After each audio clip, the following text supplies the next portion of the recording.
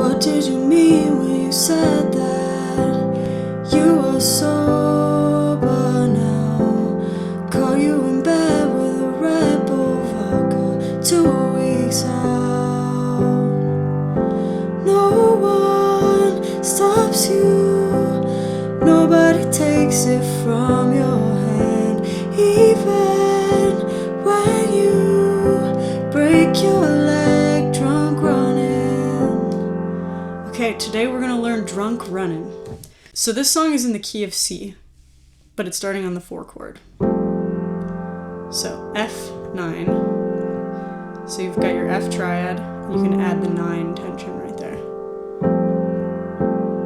And then she hits the 6 minor, which this one is A minor. You can play A minor 7. So here's A minor in root position. You can move your thumb down a whole step to get that A minor 7. Here's A minor 7 in root position. 1, flat 3, 5, flat 7. So we'll use this G down here. So we'll use this trick a lot, just moving your thumb down a whole step. And then just a G triad. So that's it for the verse and most of the chords for the chorus. This is F9. I guess I'm playing this in a different inversion. So I was playing this before, but you can go like this, which is kind of like a C chord over the A. G. Doesn't really matter what inversion you play it in.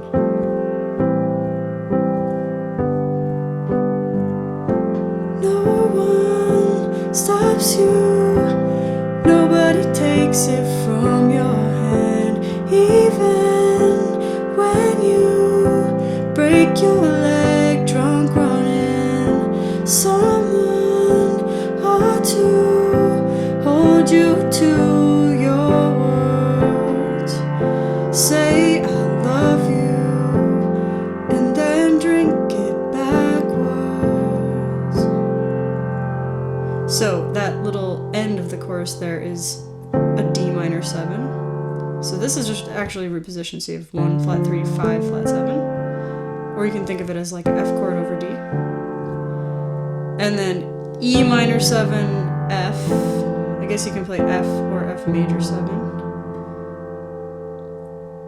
And then you're coming back to the same 3 chords, but she's changing it very slightly for that little interlude. Instead of 4 beats of, what is this, 4 beats of F9, and then 2 of this, and 2 of this, she just flips it a little bit. So it's 1, 2, 3, 4, and then a whole bar of G. I think this kind of gives the feeling of rewind, even though it's not in reverse, it is just different enough that it has that feel, for me at least. Then she hits this really cool bridge. So she's, I guess, coming from a G major chord and turning that into a G minor, or G minor 7 if you want to move the thumb down a whole step. And then she hits F, and now you're actually in the key of F. So she's kind of modulated just by using this, what feels like a 5 minor in that moment. 1, 2, 3, 4, 5. So she's in 5 major, turns it into 5 minor. And that just feels like the new 2 minor of the next chord that she's modulating to. What if it was all my fault? What if I drove you to it?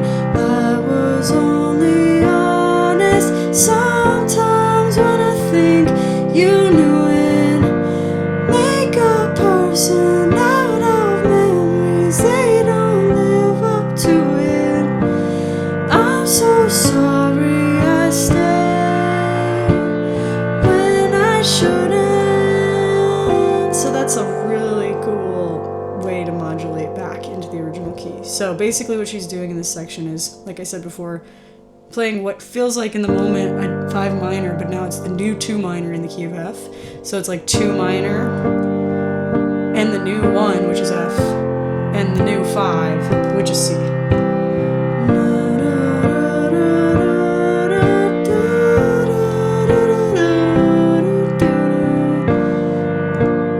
And then after playing those chords one more time, she goes to an A major. So sorry I stayed. Yeah, so she goes from the G minor, which is like 2 minor, which which is diatonic to the key of F, meaning not borrowing from any other key. So we're in this key for the moment. So she's playing the 2 minor, and then like 3 major, which is not diatonic. That's why it feels so funky. So it's 2 minor, 3 minor, 4 major 7, which is diatonic to the key of F. So one more time, 2 minor, 3 major, 4 major 7. And then this is like 2, it feels like 2 major-ish. I don't even know what this chord is. It's just so crazy. She's singing these harmonies that are clashing. So I wrote it as G7 plus 11, which is the same as 4. That's the tension. That's 1, 2, 3, 4. And what else did I say? 2, 9. So you can kind of just play all the white notes in this moment. It feels kind of to me like a G7, which makes a lot of sense because that's the 5/7 that leads to the old key. So it feels really ambiguous and floaty there, and you kind of don't know what's going on, and all of a sudden you're back in these chords from the beginning of the song, and you don't even really feel like you modulated at all. So let's go over it one more time. We're going to do that bridge starting in that G minor. We'll do G minor 7. So, like I always say, move the thumb down a whole step to make that G minor 7, because 1, flat 3, 5, flat 7. We get that F, because we already have G. What if it was all my fault? What if I drove you to it too? 1, 5.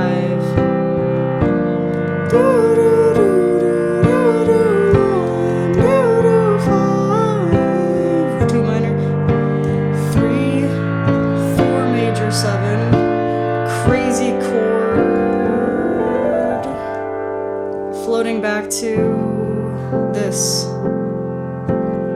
And then she comes back and sings the second verse, which is really nice because she's using the same concept but applying it to herself instead. Oh, actually, no, she doesn't even do a verse, does she? She goes straight to a chorus. No one stops me, nobody takes you from my hand, even when you break your leg drunk running. Someone ought to hold me to my word, say I love you, and then drink it backwards, say I love you. And then she does this like a really long instrumental at the end, which is actually following the entire form of the song. So it goes through these chords a bunch of times, and then it even goes to the bridge chords. So that means playing in a different key for a while. So if you're playing this by yourself, you can do whatever you want. You can kind of like improvise or cut it off or sing a chorus again or whatever. But that's Drunk Running, one of the coolest songs, I think, from Lizzy McAlpine's new album.